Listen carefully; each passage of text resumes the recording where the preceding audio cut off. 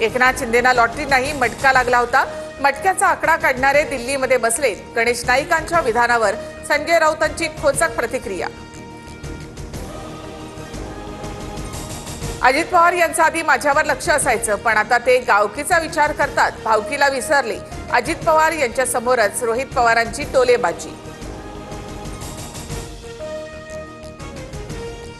मुंबईच्या मानखुर्दमध्ये एका गोविंदाचा मृत्यू, दहीहंडीचा दोर बांधताना खाली पडून दुर्घटना।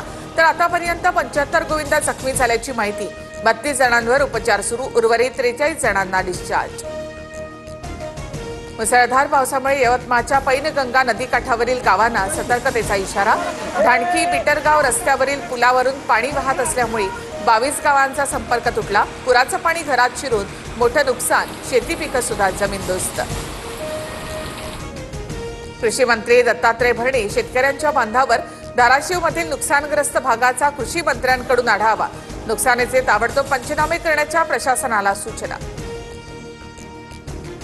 धाराशिवच्या कळंब खामसवाडीमधील ओढ्यामध्ये 4 चाकी कोसळली। कारमधील एका लहान बाळासह 4 जण सुखरूप बचावले। तर नांदेडमध्ये पुराच्या पाण्यामध्ये थार गाडी अडकल्याची घटना, सुदैवानं कार चालकाचा जीव वाचला। खराब रस्त्यामुळे आक्रमक विद्यार्थ्यांकडून सरपंचाच्या गाडीवर चिखलफेक। अहिल्यानगरच्या शेवगाव तालुक्यामधील नवीन दहीफळ गावातली घटना। चिखलामध्ये गाडीमधून उतरताना सरपंचाची चांगलीच तारांबळ।